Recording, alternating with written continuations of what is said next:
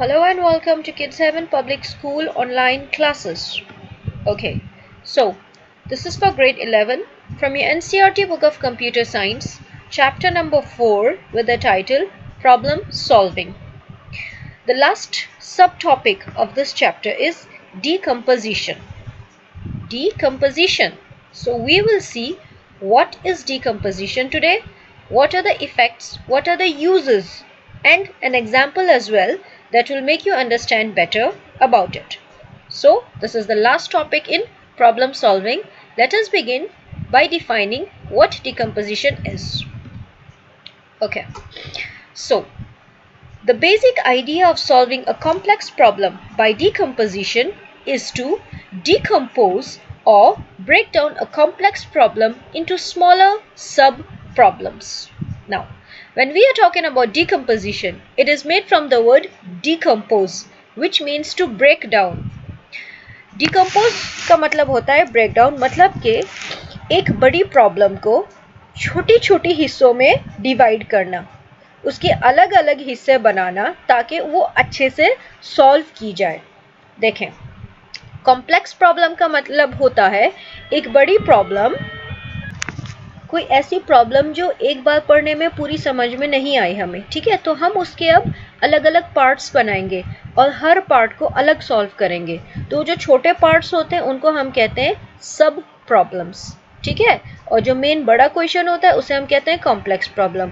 उसको जब हम बिट्स छोटे छोटे हिस्सों में अलग अलग ब्रेक डाउन करेंगे, वी कॉल इट डीकम्पोजिशन.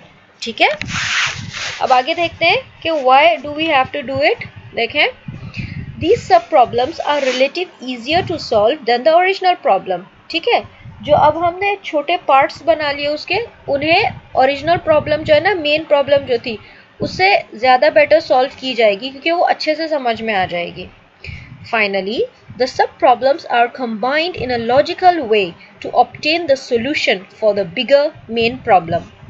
जब हमने इसको छोटे छोटे बिट्स में डिवाइड कर लिया, उसके बाद हर प्रॉब्लम को अलग अलग सॉल्व करेंगे.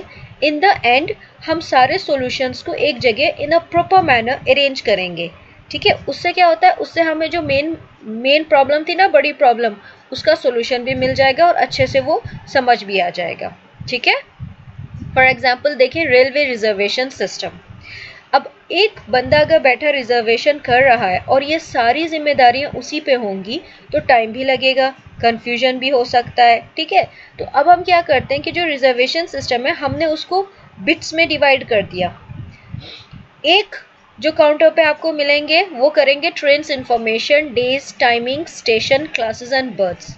ये नॉट ओनली स्टेशन पे, अगर आप ऑनलाइन बुकिंग कर रहे हैं तो इस तरह से हम 6 अलग टैब्स बना सकते हैं, मतलब कि 6 अलग वेबसाइट पे रिजर्वेशन के सेक्शंस बना सकते हैं. हर सेक्शन में जाके आप अलग से अपनी जो आपको चाहिए वो सेलेक्ट कर सकते हैं. फॉर एग्जांपल आप एक सेक्शन में जाएंगे तो आपको वहाँ पर ट्रेन की जो है कौन कौन से दिन पे क्या टाइमिंग है, स्टेशंस हैं, कौन सी क्लास चाहिए आपको, first class, second class and berths. ठीक है, तो वहाँ से आप सेलेक्ट कर सकते हैं. उसके बाद आप ये चेक कर सकते हैं अगले सेक्शन में कि बुकिंग उसकी अवेलेबल है, नहीं है, वेटिंग लिस्ट में है आप, या आपकी बुकिंग जो की थी वो कैंसिल हो गई, या आपके कोई रिफंड थे पैसे. ठीक है, अगले सेक्शन में आप चेक कर सकते हैं कि वहाँ की जो स्टाफ है, सिक्योरिटी है, और पूरा रेलवे की जो स्ट्रक्चर है उसके बारे में इंफॉर्मेशन मिलेगी. फिर एक और सेक्शन में आता है आपको food service.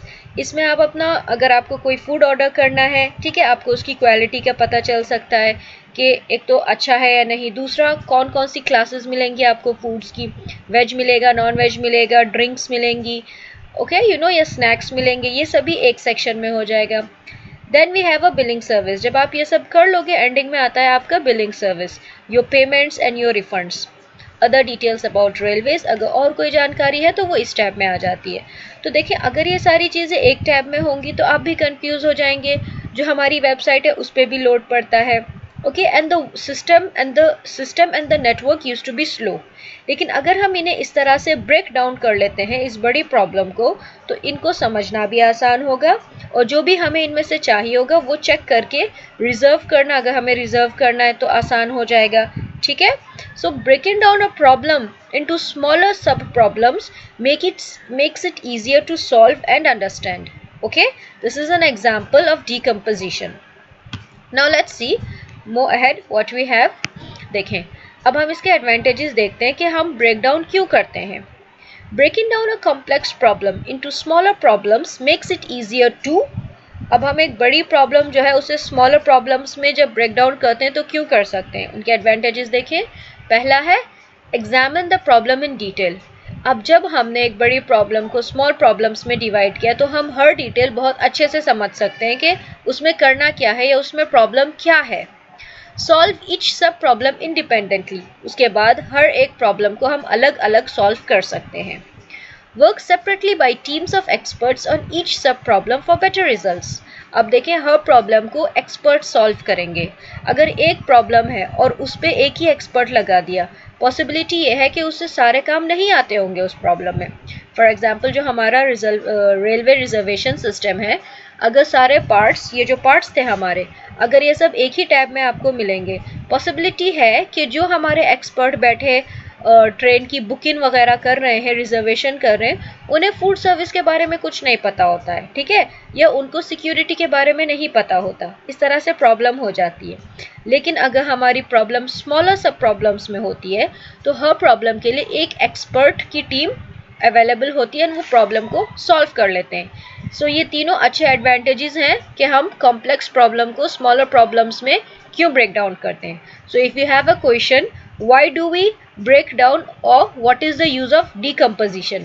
Simple, why do we do decomposition? तो आपके ये तीनों आंसर्स वहाँ पर अच्छे से होने चाहिए। एग्जाम्पल्स देखते हैं डिकम्पोजिशन के। Solving problems in mathematics and science. Maths में काफ़ी क्वेश्चंस होते हैं। If you have quadratic equations या अलजेब्रा, तो हम उसे ब्रेक डाउन करते हैं अलग अलग। जैसे कि हम बॉड मास अप्लाई करते हैं, हम पहले जो है ब्रैकेट्स खोलते हैं, फिर अलग से डिवीजन करेंगे, फिर मल्टीप्लिकेशन, फिर एडिशन, फिर सब्ट्रैक्शन। सो इस तरह से हम जो एक बड़ा क्वेश्चन होता है उसे अलग अलग हिस्सों में करते हैं एंड फाइनली हमारा आंसर एक्यूरेट आता है। ओके इसी तरह से साइंस में event management in school, weather forecasting, delivery management system, ये सभी एग्जाम्पल्स हैं real life. And we talk about real life मतलब कि जो हम करते हैं, देखते हैं। Once the sub-problems are solved, it is necessary to test them for their correctness and integrate them to get the complete solution. जब हमारी जो सब प्रॉब्लम्स होती हैं, मतलब कि जो स्मॉलर प्रॉब्लम्स होती हैं, जब उन सभी के सॉल्यूशंस मिल जाते हैं, हमें उन्हें टेस्ट करना होता है। अब हम टेस्ट क्यों करते हैं? ताकि हमें जो आउटपुट मिलता है, रिजल्ट मिलता है, वो बिल्कुल एक्यूरेट होना चाहिए। देखिए, डिकम्पोजिशन जब हम करते हैं, एक बड़ी प्रॉब्लम होती है, हम उसे एक साथ सॉल्व करेंगे तो अक्सर मिस्टेक्स हो जाती हैं। जब हमने उसे ब्रेक डाउन किया है तो हर स्मॉलर प्रॉब्लम को सॉल्व करके उसका करेक्टनेस चेक करते हैं, जिस तरह से हम थ्योरम्स प्रूफ करते हैं ना, इसी तरह से हम ये करेक्शंस देखते हैं कि अगर कोई करेक्शन है तो उसे करते हैं। उसके बाद हम उसे पूरे को दोबारा जोड़ के एक बड़ी कॉम्प्लेक्स प्रॉब्लम का कॉम्प्लेक्स सॉल्यूशन प्रेजेंट करते हैं। ठीक है, so as soon as you complete the solution, आपको उसका टेस्ट भी करना होता है। So this was about decomposition. I hope you have understood this.